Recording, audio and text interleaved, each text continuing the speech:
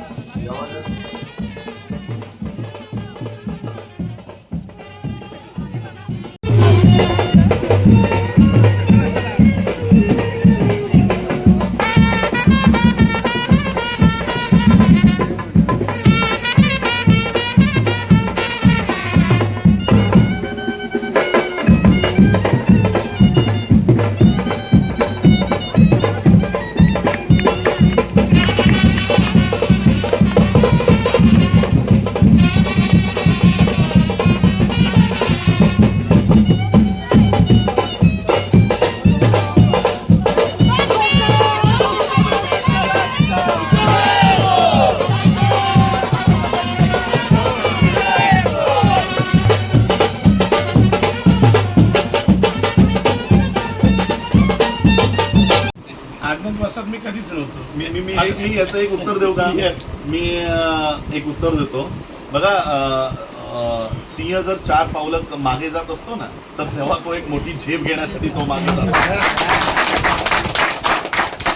Already माझी मोठ बांधलेलीच आहे, पण ती मला पसरवायची आहे। ओके, आणि ती पसरवत असताना मला जो सगळ्यात महत्त्वाचा जे आहे की आपण काय करायला पाहिजे, आणि माझ्याकडे एवढा अभ्यासू वर्ल्डमध्ये धम्माची मुवमेंट घेऊन जाणारे व्यक्तिमत्व जर आपल्यासोबत आहे, तर मग आम्हाला काय कोणाची गरज आहे? मगाशी जो विषय आपण मांडला, तर आता लोकांना विचाराची गरज आहे आणि आम्हाला अन्यायाच्या विरुद्ध लढायचं आहे। आणि आज आपण पाहिलात की आमचे जे काही सिनियर लीडर आहेत, उदाहरणार्थ प्रकाश आंबेडकर असतील, मायावती जे असतील किंवा आठवले असतील, आज पहा यांना कुठे ना कुठेतरी दाग लागलेला आहे, पण निष्कलंक लीडर जर कोण होऊ शकतो तर त्यांचं नाव राजरत्न आंबेडकर आहे। म्हणजे भारतामध्ये आपण कुणालाही कुठेही विचारलात तर राजरत्न आंबेडकर एक नवीन स्पिरिट आहे। आणि तरुणांमध्ये असंख्य तरुणांची इच्छा आहे की आता आमच्यावरती अन्याय हजारो वर्ष होत आले, परंतु अन्यायाला वाचा फोडण्यासाठी कोण आमच्याकडे आहे? तर आमच्याकडे डॉक्टर राजरत्न आंबेडकर साहेब आहेत। आणि म्हणूनच आज समाज महाराष्ट्रातल्या या सगळ्या 72च्या लीडर लोकांना फेकून देणार आहेत आणि राजरत्न म्हणजे यांना घेऊन अख्खा महाराष्ट्र आणि भारत देश त्यांच्या सोबत राहणार आहे ऑलरेडी। परंतु आम्हाला राजकीय वाटाघाटीमध्ये काय आता करायचं आहे, आदरणीय आंबेडकर साहेबांनी आपल्याला सांगितलेलं आहे।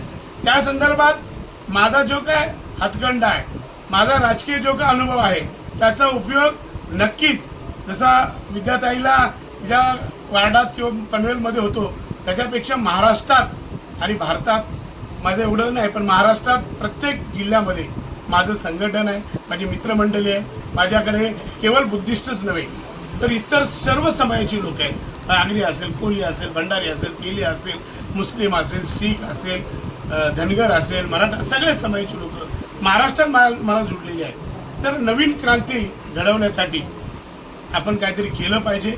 आणि या रायगड जिल्ह्यामध्ये बाबासाहेब आंबेडकरांनी 20 मार्च 1927 साली जी क्रांती केलेली आहे, त्या क्रांतीचीच वणवा घेऊन आदरणीय राजरत्न साहेब संपूर्ण देश फिरत आहेत। आदरणीय मुकुंदराज आंबेडकर साहेब यांनी आम्हाला जी शिकवण दिलेली आहे की बघा, अन्यायाच्या विरुद्ध लढलं पाहिजे।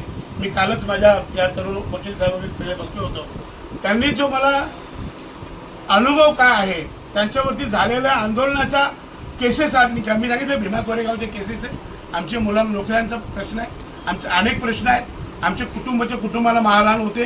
आता भेवंडीचा जो प्रश्न आहे, तरुण मुलाची मर्डर झाली। मी जेव्हा ॲक्टिव्ह आहो या रायगड जिल्ह्यात ॲट्रॉसिटी ॲक्टच्या केसेस झालेल्या नाहीत, कारण मी जसाच तसं उत्तर देतो। माझ्या कार्यकर्त्याला मारला तर माझे कार्यकर्ते त्याला मारतात। आणि म्हणून या जिल्ह्यात सर ॲट्रॉसिटी ॲक्टचं प्रमाण हे फक्त पैसे घेऊन काय तुरळक म्हणजे थोटी जे थोतांड आहेत तेच करू शकतात, आणि तेही बाबासाहेबांच्या मुवमेंटमध्ये नाहीत। ते काही काँग्रेसमध्ये आहेत, ते काही इकडे आहेत, ते काही तिकडे आहेत, तो माझा पार्ट नाही। परंतु त्या जिल्ह्याला सलोखा ठेवण्याचं काम, हा जिल्हा सक्षम बाबासाहेबांची मुलं इथं 7-12 जो मिळाला आहे त्या रायगड ठाणेकरांना तो डॉक्टर बाबासाहेब आंबेडकर नारायण नागू पाटील यांच्या मुलं मिळालेला आहे. पण इथली जी खोतीची शेतीची लढाई आहे ही बाबासाहेब लढल्यात. चिरनेर जंगल सत्याग्रहाची केस बाबासाहेब लढल्यात. आपल्याला या रायगड जिल्ह्याचा इतिहास पूर्ण माहिती असेल आणि म्हणून या इतिहासाला उजाळा देण्याचं काम आता मला वाटतं आदरणीय राजरत्न आंबेडकर साहेब या महाराष्ट्राला देशाला देतील याची पूर्ण तरुण आज जे तरुण आहेत ते सगळे आदरणीय परवा तुम्ही हिरानंदीचं आंदोलन साहेबांनी बघितलं 2 दिवस साहेब तिथंच होते. म्हणजे हे फक्त आता अन्यायाच्या विरोधात बघा जे बिग लीडर आहेत त्यांना आता आम्ही खरं ते संपलेले आहेत. कोण दुसऱ्याचे कोण मागून जातोय तो कोण पुढून जातो हे सगळे यांच्या कमेंटमेंट फेल झालेले आहेत. मला विश्वास आता आमचा समाजाचा आणि धंबाचा जो विश्वास आहे ते इंटरनॅशनल लेवलला आदरणीय राजरत्न साहेब काम करतात. त्यांना वेळ कमी पडते. मी त्यांना विनंती केली आपण बसायचं आहे. आमचं कौटुंबिक नातं आहे. जसं ते माझ्यासाठी माझे भाऊ आहेत त्यांचे वडील माझ्यासाठी आदरणीय वडीलच आहेत. पण त्यांच्या या सगळ्या आम्हाला दिलेले जे बारकावे आहेत ते घेऊन आता कारण आज चळवळ संपलेली आहे. चळवळ आमच्या नेत्यांनी संपवलेली आहे. गहाण ठेवलेली आहे. एक आतून पाठिंबा देतो एक बाहेरून करतो. मग आता कुठेतरी आम्ही रस्त्यावर उतरलं पाहिजे आणि आंदोलन आम्हाला हे उभारायचं. आमचं आंदोलन हे आमच्या मुलांना आम्हाला न्याय द्यायचा आहे. तरुणांना न्याय द्यायचा आहे. मला का माझ्या मुलांना नोकरीला लावायचं नाही.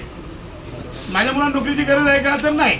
परंतु माझ्या मुलांसारखे अनेक मुलं बेरोजगार आहेत.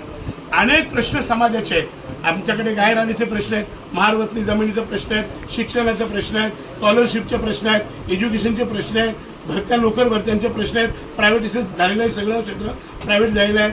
म्हणजे अनेक प्रश्न घेऊन आदरणीय राजरत्न आंबेडकर साहेब या देशाची फाईट जी झुंज देतात त्या खऱ्या अर्थाने त्या आम्ही सर्व तरुणांनी त्यांच्या सोबत राहिलं पाहिजे. मी त्यांना नेहमीच सॅल्यूट करतो आणि करत आलेलो आहे. जरी त्यांचा मोठेपण आहे की जगदीश गायकवाडनी